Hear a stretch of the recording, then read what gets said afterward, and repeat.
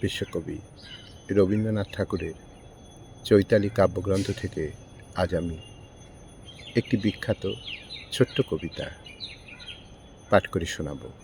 কবিতা কুমার সম্ভব গান। শুরু করছি। যখন শোনালে কবি দেব দম্পতিরে কুমার সম্ভব গান, চারিদিকে ঘিরে দাঁড়ালো প্রমথগণ। শিখরের পর নামিল মন্থর শান্ত সন্ধ্যা মেঘস্তর। স্থবিত বিদ্যুৎ লীলা গর্জন বিরত, কুমারীর শিখি করি পুচ্ছ অবনত। স্থির হয়ে দাঁড়াইল পার্বতীর পাশে বাঁকায়ে উন্নত গ্রীবা।